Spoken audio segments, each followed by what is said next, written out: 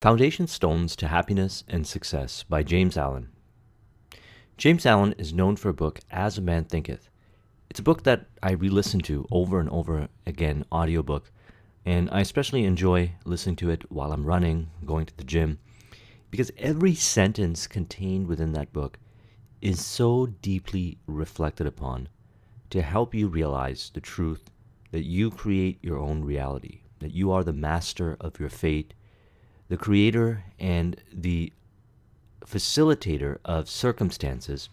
And if you reflect back to just about everything that happens to your life, you could track it back to a cause within, a way of thinking, a way of believing reality to work, certain kinds of information that you might have consumed that had imprinted itself into your subconscious mind, and as a result, you believe reality to work in that way, to the positive or to the negative. When a person discovers the material of James Allen and really goes to work and study it, what happens is that you start to realize just how much control you have over your life, and that you have made many choices in your life to get you to where you are right now. And a bunch of these choices might have been subconscious choices that have been a net result of perhaps information you were paying attention to, that you were consuming, people, environment, and so forth. But then when you study and you start to get deeper into how all this stuff works, you start to realize that you have control.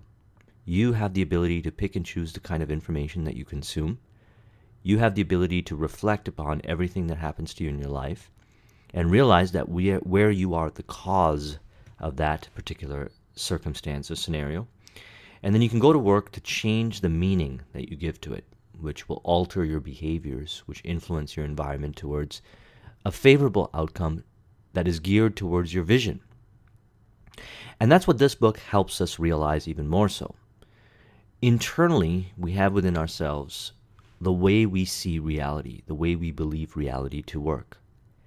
And if it's in alignment with our vision or our goals, then what we'll find is that our behaviors, our choices, and just about everything we do will flow and be very much in alignment with creating the results.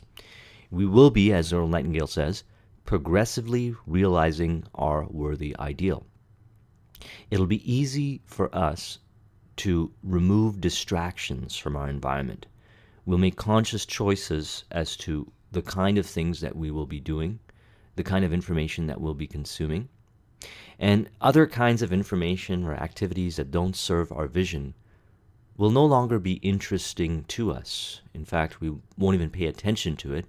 And really, it'll be part of our awareness, and we'll be aware that these things are existing. But however, we won't be paying attention unnecessarily to pull us in a direction that's not in our favor. This is all governed by the way we think and the way we believe reality to work. So these stones that we're going to talk about here is about shifting our perspective and building upon all the discussions that we've had. Shifting it more to you realizing that you are the cause, seeing yourself as the cause, and programming yourself to right type of thinking, beliefs, ideologies that drive the actions that you take that produce the results that you want. Number one, right principles. The first thing in a sound life, and therefore in a truly happy and successful life, are right principles. Without right principles to begin with, there will be wrong practices to follow with, and a bungled and wretched life to end with. Principles. I did a discussion on Ray Dalio's book, Principles. Contained within that book are tons of principles, very thick book, that Ray lives by. Why do we have principles? Why did Ray go into such detail into creating all these principles? Well, we live in a time right now where there's a lot of complexity. There's a lot of information, and there's a lot of opportunity. And it is from our principles that we filter out what is signal, as in what is related towards our vision, and what is noise, what is not relating or contributing to our vision. A lot of times, even as causing us to drift, as Napoleon Hill puts it in outwitting the devil, away from our purpose, away from our vision. It's principles and sound principles that we need to develop and identify, and we need to live by. This has made a profound difference in my life. There are principles that I have, that I live by, that are absolute and universal, and apply through a broad spectrum of areas of my life that make decision-making easy. So there was a time where decision-making was very difficult for me because I was overwhelmed by complexity. And as Robert Greene says, the future belongs to those that can manage the large volumes of complexity rather than being overwhelmed by it. And we live in that future right now. If you do not have sound principles and you do not hold true to your core principles, then probably you are feeling overwhelmed. And your principles apply to different areas of your life. It's not just what you do in your business or how you deal with people. You got to have principles on how you believe reality to work and to help facilitate the decisions that you make that are moving you towards your vision in the realms of physical, mental, and emotional. And then relating back to the Robert Dilts model, they have to speak to the vision, they have to speak to your identity, they have to speak to, and they have to connect to your capabilities, your behaviors, your values and beliefs, and your environment. Okay, this is very important. As we go through life, we acquire knowledge and wisdom, and these wisdom help iron out our principles. And we go through experiences, trial, error, we have successes and failures, and from these experiences, we iron out and define our principles. These are important. The fundamentals in all things are few and simple, yet without them there is no knowledge and no achievement. The fundamentals, the basic principles in life, or true living, are also few and simple, and to learn them thoroughly and study how to apply them to all the details of life is to avoid confusion and to secure a substantial foundation for the orderly building up of an invincible character and a permanent success, and to succeed in comprehending those principles in their ramifications in the labyrinth of conduct is to become a master of life. Principles. So here are some principles that were covered in the book. Let's get into some discussion around them. Number one is duty. The principle of duty means strict adherence to one's own business and just as strict non-interference in the business of others. See, one of the things that we like to do in the early stages of this journey of business and personal development is when we learn something, we like to look around to see who we know that is not doing that thing that we have learned. And then we like to go and have a conversation with them. And that conversation can turn out to be very manipulative as we try to impose what we believe is best for them on them based on what we learn. Now, this is not just true for personal development and business students. It's true for anything. Anytime we learn something, we like to go and try to tell somebody else that we know what's best for them. When what we fail to realize is that there's a lot of complexity in a human's life. And until we have really achieved mastery on something, we might not have the qualifications to know what's best for another human being. And as a result, the best thing we can do is to take the information that we learn and apply it to our own life. Okay, work on ourselves, mind our own business. Strict adherence to this is what Napoleon Hill or Earl Nightingale calls progressive realization of a worthy ideal. You have a vision, and it is your responsibility to see your vision till completion. You will have the opportunity to lead people, and people will come to you along the journey. Okay? And they'll ask you for advice, and they'll ask you for help. And they'll be active in listening and applying. But do not make the mistake of going out and trying to change people and forcing your ideologies on them. That's a waste of time, and it is a denial of a core principle in reality, is that if you want to create behavioral change in others, you have to go first. You have to create the behavioral change within yourself. Duty also means undivided attention to the matter at hand, intelligent concentration of the mind on the work to be done. It includes all that is meant to be exactness and efficiency. Okay, that's looking at what you have to do. As discussed, you got to mind your own business and breaking it down into its components. Remember, we have our time, our energy, our resources, we have our opportunity cost.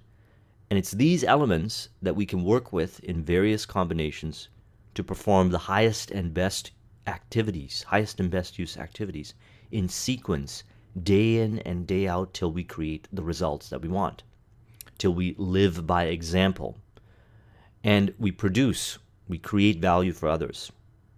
We impact the environment in a positive way. As an entrepreneur, you create products and services that are needed and useful, and you get it out into the marketplace through sound marketing and sales. And you're focused on this, undivided attention. Okay? All the elements that make this up, the different steps, processes, projects, and the various things that are involved to see this into reality. That's your duty. The next is honesty. Honesty. It means not cheating or overcharging another. It involves the absence of all trickery, lying, and deception by word, look, or gesture. Deception by word, look, or gesture. Okay, we can invest our entire life studying the principles within this book and the details, the nuances that are in there. Okay, think about the nuances here. Word, look, or gesture. Trickery, lying, deception. We don't need to live that way. It's not required. There are many opportunities that exist where you don't have to play the games with others to produce the results. If you find yourself in a situation where you have to play the games, you got to ask yourself, why are you doing it? Why are you creating more complexity in your life? It's not needed. And when you're honest, you can find people that will buy that product or service that are genuinely looking for that solution. And you could use sound, proper, integrity-based and honest-based marketing and selling to convey your message over to them so they can make an educated decision, okay, that's in their favor. Win-win. Win for you and win for them. Economy.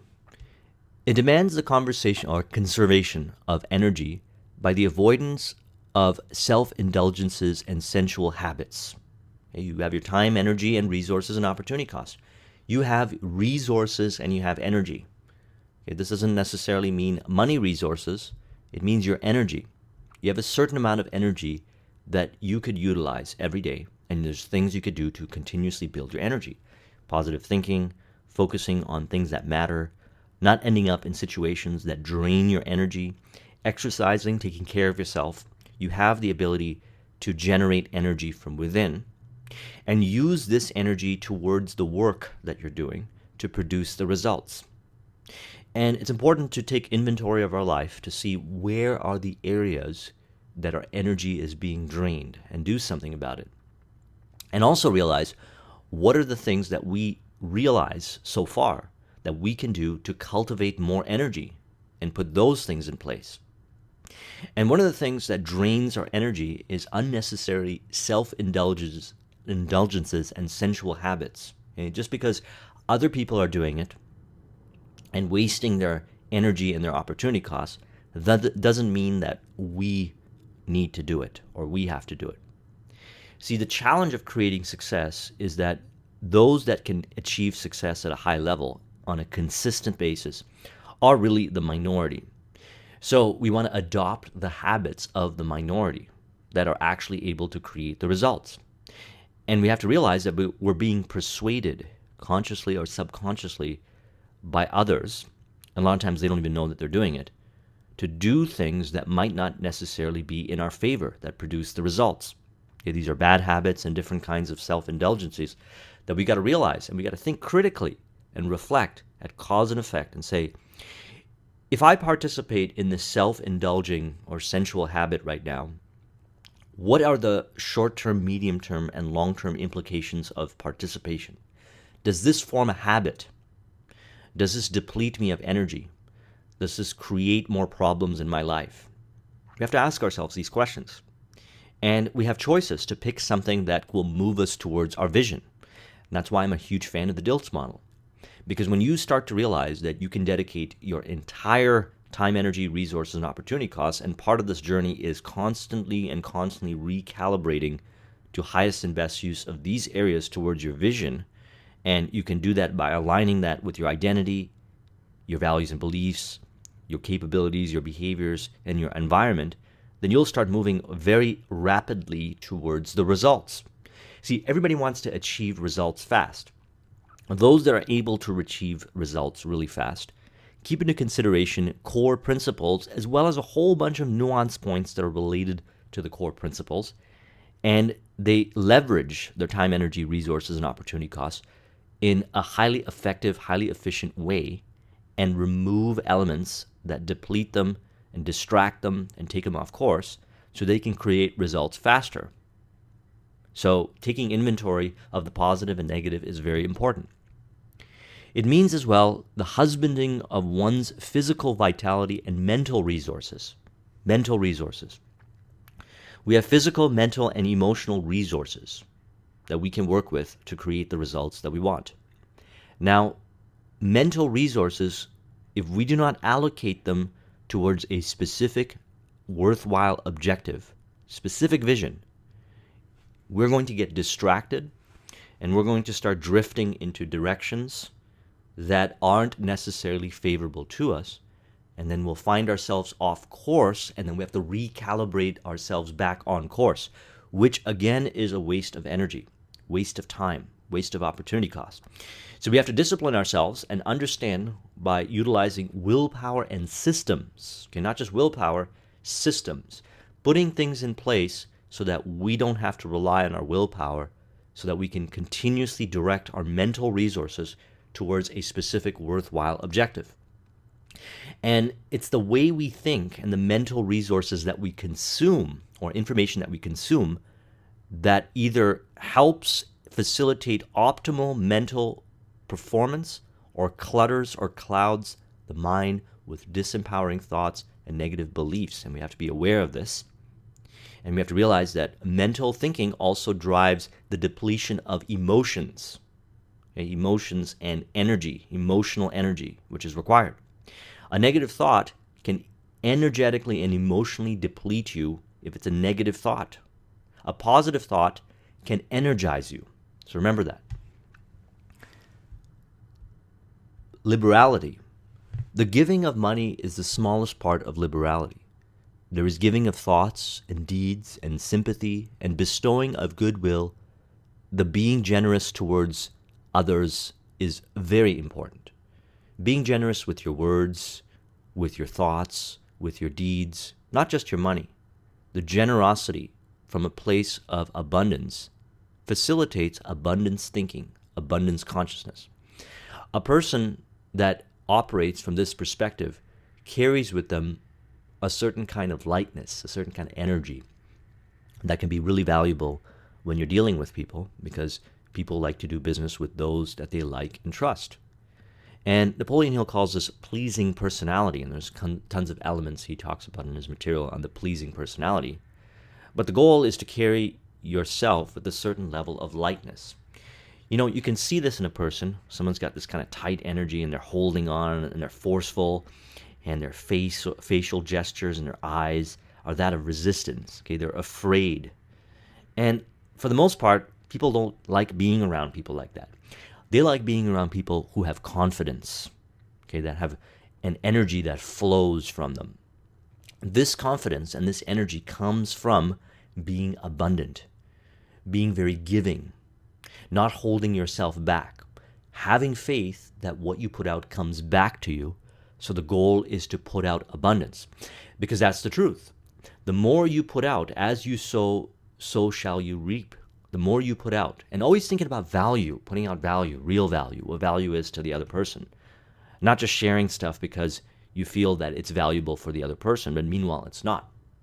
You got to be able to understand and gauge what value is to the other person and the market, and you got to be able to serve by giving value to the market or the people that you're communicating abundantly.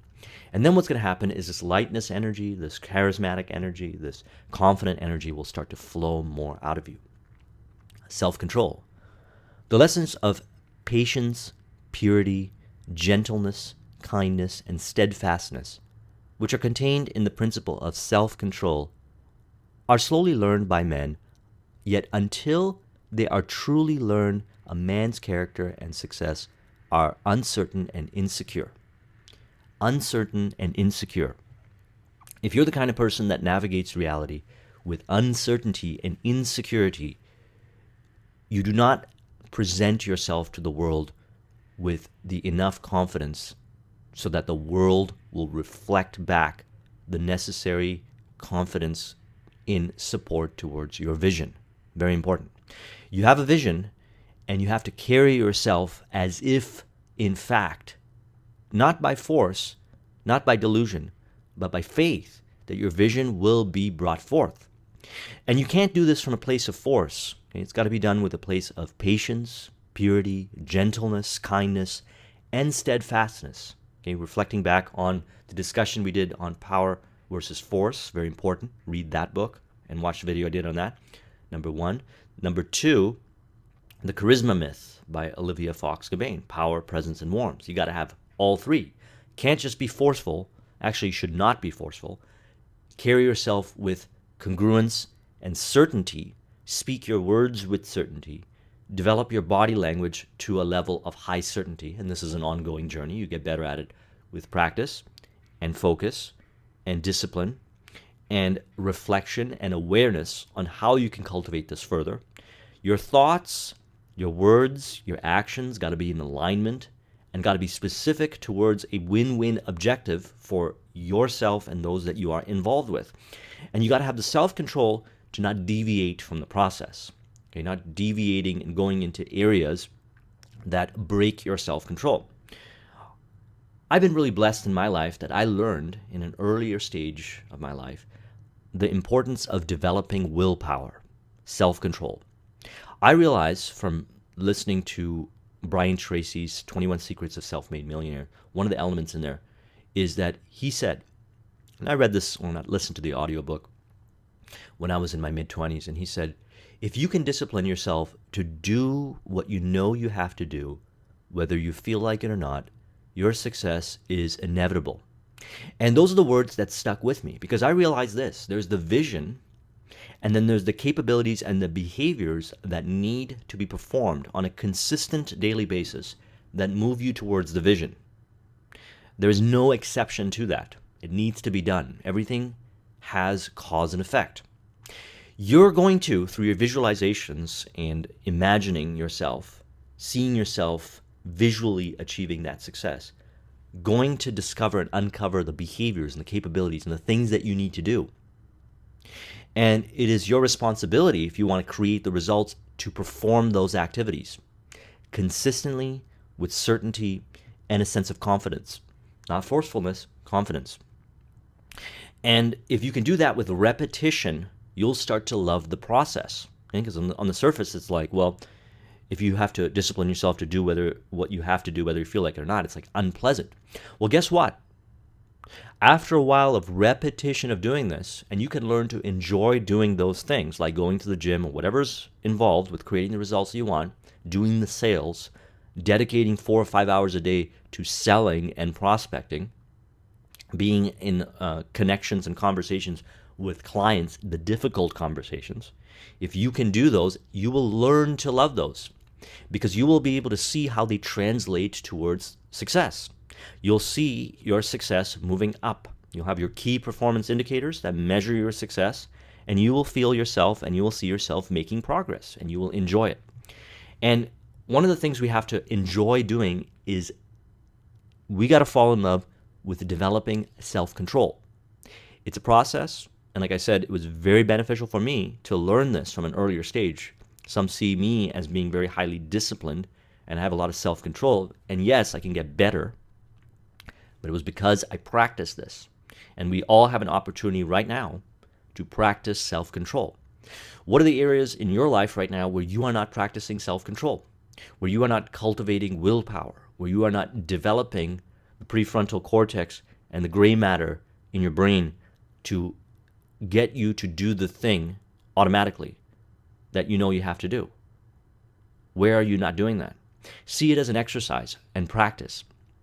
And do it from a place of patience, purity, gentleness, okay, not forcefulness. We don't have to do that. So these are principles.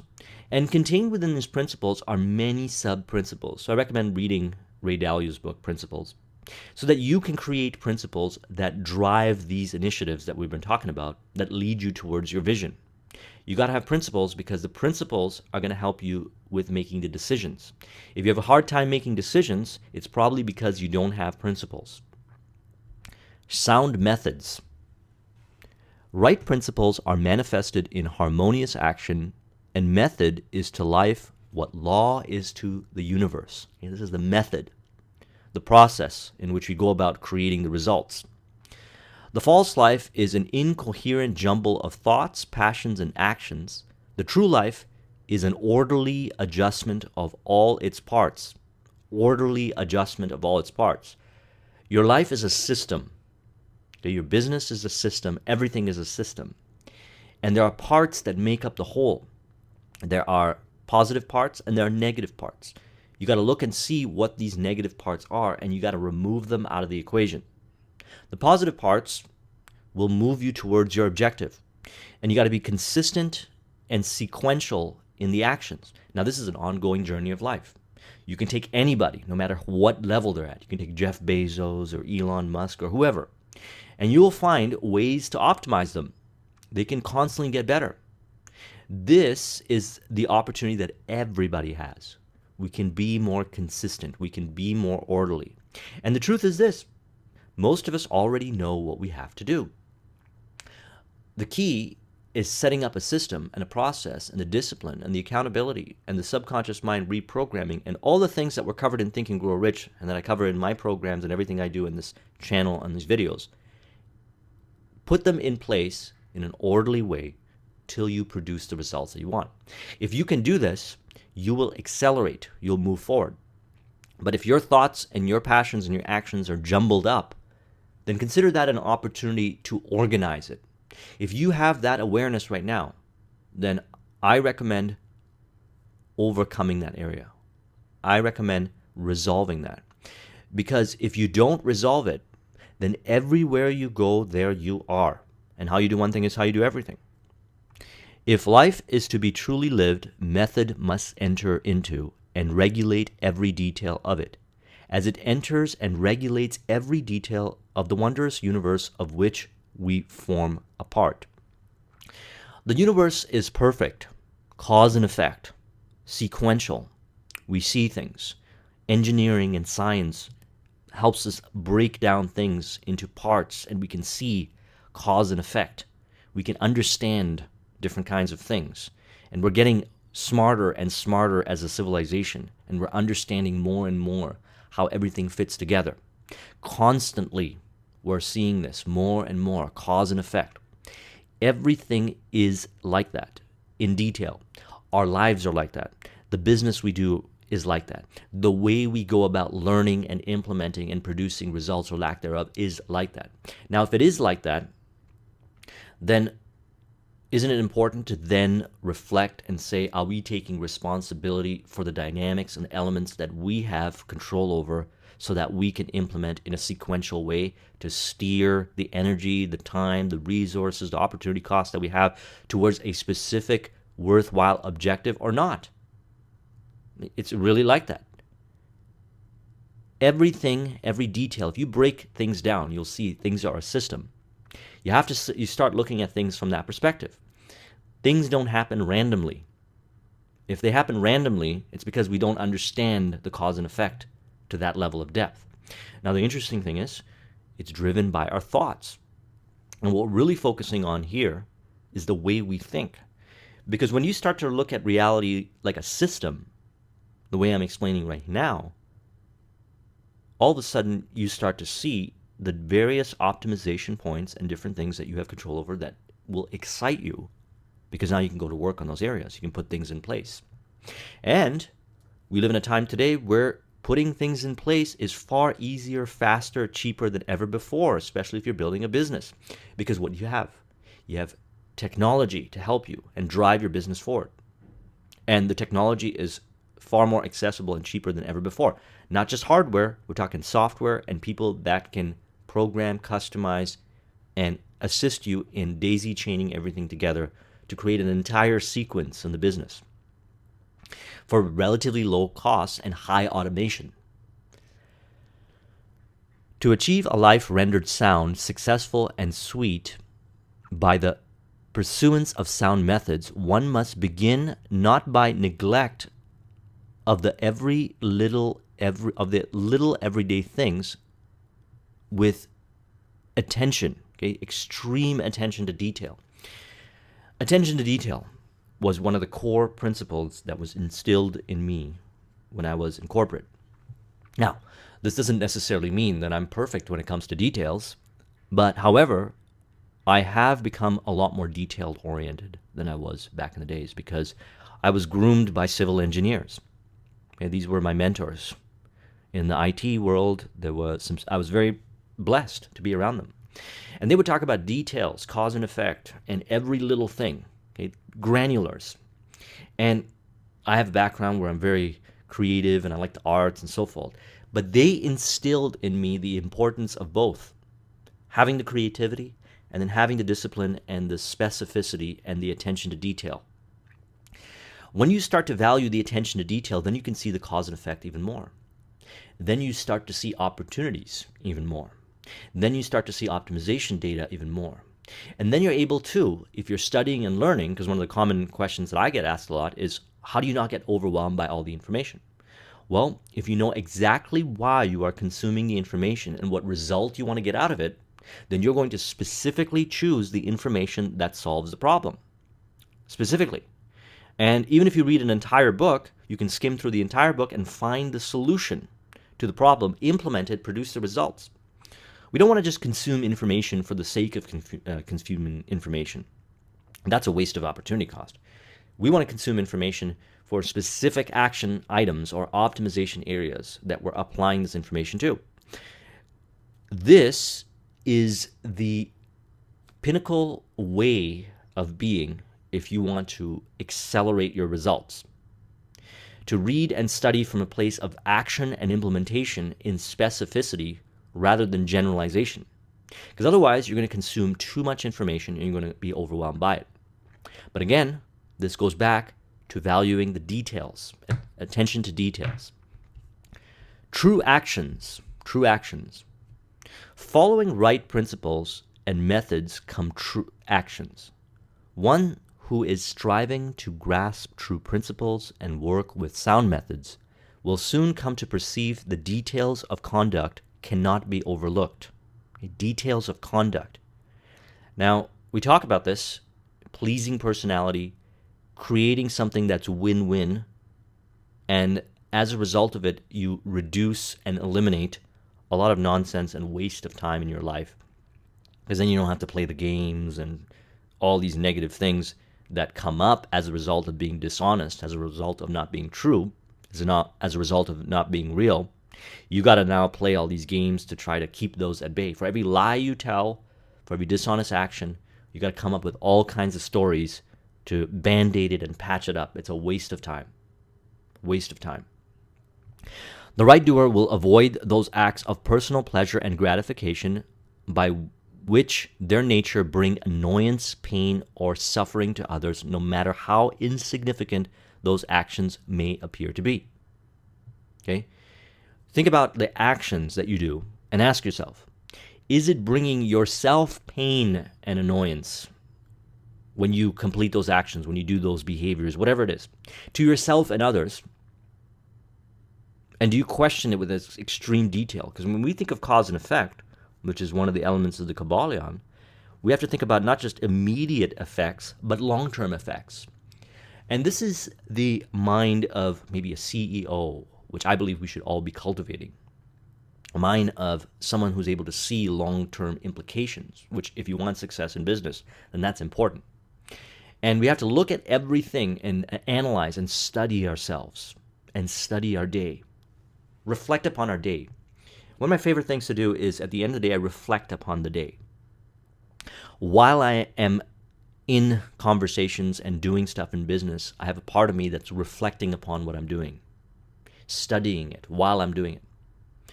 And when I'm done meetings or I take action on something, I reflect upon it afterwards and I say, what happened here? What did I learn? What is it that I did that was positive? How can I do it better? What are the implications of what I've done, positive and negative? What are new insights and perspectives that I gained from this experience? And what are longer term implications that are now revealed as a result of this action? And are they positive and negative? And if they're negative, why do I want to continue doing it? And if they're positive, how can I understand how this is related to something else that I'm doing? Multidimensional. Those of you might but understand that if you've gone through my mind map training program, that I talk about the format learning model. And that when we take notes and when we learn, we have to do it from 4 perspectives, ideally to get the maximum comprehension and understanding of what it is that we're learning. And we might have a bias for one section versus another. And they are as follows: why, what, how, and what if. So I'm asking myself with experience, why is this so? Why? What? And you can go into detail in my mind map training. What is this? What are the components that make up the whole? This is the studying of it, the science behind it. How can this be applied? How can I systematically do this better? What is the method for action, implementation, the how? And what if? Where else is this true? Where else can I apply this? Because how you do one thing is how you do everything. What you learn in one area can be applied to other areas. See, some people have a hard time seeing a connect between business and relationships. I don't.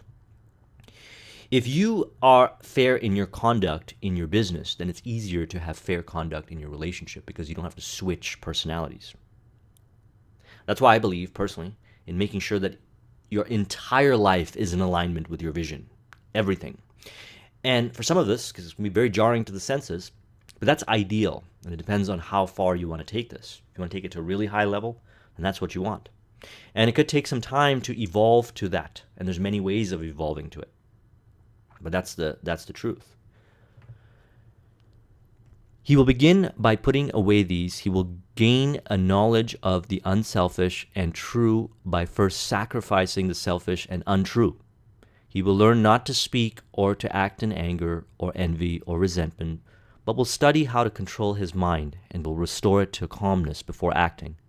And most important of all, he will avoid, as he would the drinking of deadly poison, those acts of trickery, deceit, double-dealing, in order to gain some personal profit or advantage, and which lead sooner or later to expose and shame for the doer of them. The idea behind this is, why do we need to create more work for ourselves? Start it off by doing things the proper way. When they build something, a house or whatever, they start by building the foundation. Okay, what we're talking about here is foundation. And what you build on that foundation is going to determine the height of the tower and the ability to withstand the elements of nature and the tests and so forth. If you do not build it properly, the tower will fall and you will fall with it. So it's important to, now that you're reflecting upon this, now that we're having a conversation about this, to go back to the foundation, change the foundation around, make it more solid, and do not create certain kinds of situations that are built on lies, which you're going to have to resolve later on. And then you're going to waste a lot of energy, so it's not worth it. True actions. Well, next, true speech. Words have power. What you say when you talk to yourself, what you say when you talk to others, how you communicate, the words that you use reveal to you about yourself. And these revelations can give you tons of information and optimization data on how to evolve, how to become even better. But one of the foundations, the fundamentals, is true speech. You speak the truth. Falsehood and all forms of deception, slander, and all forms of evil speaking, these must be totally abandoned and abolished before the mind can receive even a small degree of spiritual enlightenment. In Napoleon Hill's Think and Grow Rich, he talks about infinite intelligence, and that we all have access to infinite intelligence. What breaks the connection to infinite intelligence, he says, as he talks about this in the Sixth Sense chapter, is not following all the other principles within the book. Now, can a person follow all the principles within the book to the T 100%? I haven't met a person like that. You don't have to be perfect, but you got to make it a journey to get better and better each day at applying those principles. That's the truth. What does that do? Well, that removes negative and disempowering programming from the subconscious mind, allowing you to access knowledge at the purest sense, the connection to source. Very powerful stuff. They must be totally abandoned and abolished before the mind can receive even a small degree of spiritual enlightenment. The answers, as Yogananda puts it, is within, through self-realization. The answers are within. You have access to intuitive abilities to tap within yourself and pull the answers out. And I'll speak from experience. The more that I've been following these principles, the more I look for the answers from within. Very rarely am I looking around, almost never, at what other people are doing and how they believe reality to work before I make a decision. I look within myself and my own experience, and I have confidence and faith within myself, and as a result, I carry myself in reality from that perspective, and it has far more of a positive impact on my vision and my goals. And this is a process. We learn it through practice. And this is how we do it. Remove forms of deception, slander, and all forms of evil speaking. The liar and the slanderer is lost in darkness. So deep is his darkness that he cannot distinguish between good and evil. And he persuades himself that his lying and evil speaking are necessary.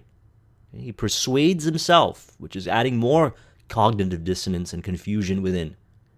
Like, we got to learn to apply some critical thinking here and say, what are the effects of lying to ourselves and denying it and believing that it's what's required? As James Allen put in one of his other passages, and I think it was As a Man Thinketh, if a person continues with this kind of conduct within themselves, they will shatter the nervous system. They'll mess up their ways of thinking. They'll create internal turmoil. They'll get stressed out and potentially develop mental illnesses. By the words which he utters is a man's spiritual condition declared. By these also is he finally and infallibly adjudged. For as the divine master of the Christian world had declared, by thy words shalt thou be justified, and by thy words shalt thou be condemned. So we have to look at our speech, how we communicate to ourselves, how we communicate to others. And from there, we will reveal to ourselves about ourselves, our true nature. And we don't need to shame ourselves when we reveal ourselves being maybe not optimal and positive. We have to go to work on those areas. We got to reprogram our subconscious mind. We got to adjust our environment to facilitate positive information going in.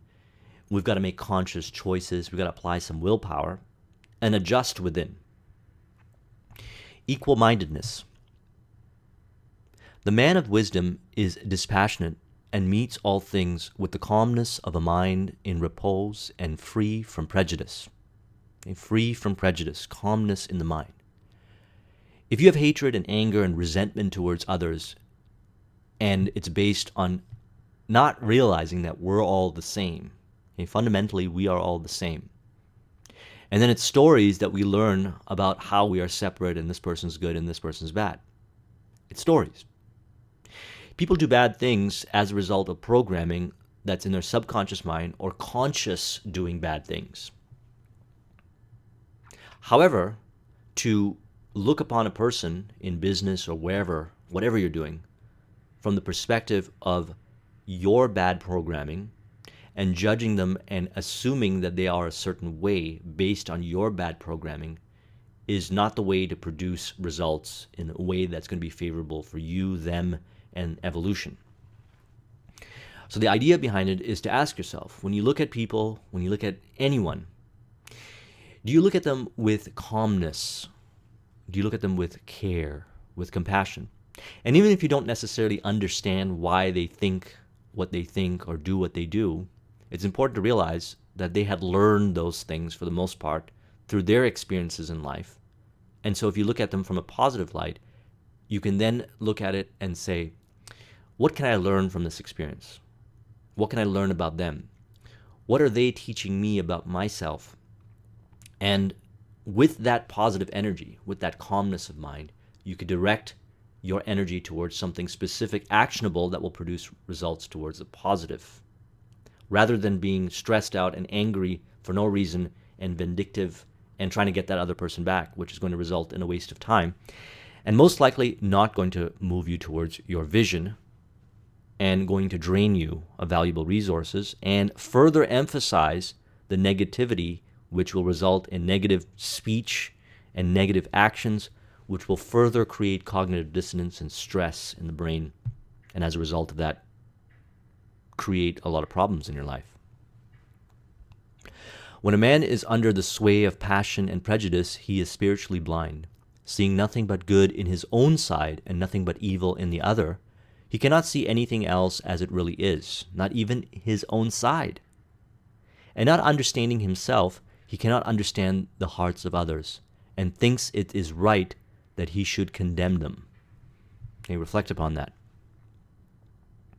And finally, good results. We reap as we sow. Everything we've talked about causes you to reap in a certain way. And that is based on what you sow, because everything we've talked about causes you to sow a certain way. And as you sow, you shall reap. If you do positivity and you focus on how to produce value and create results, then that focus, that passion consumes you, and you create more results, and you are rewarded for those results. And all these things that we've talked about drive those results. And the same is to be said about the negative. If you do things from a negative perspective, or there's some negativity, you'll reap accordingly. Those things which come to us, though not by our own choosing, are by our causing. Our life is good or bad, enslaved or free, according to its causation in our thoughts. So what are we doing here? We're readjusting our thoughts. Because if done right and reflected upon really deeply, your emotions will start to change. Your behaviors will change. And your results will change because your behaviors influence the environment. Our life is good or bad, enslaved or free, according to its causation in our thoughts. For out of these thoughts spring all our deeds, and from these deeds come equatable results. Hope you enjoyed this video. This has been a discussion on Foundation Stones to Happiness and Success by James Allen. If you want to copy the mind map, the link is in the description. Thank you very much for watching. I'll talk to you soon. Take care.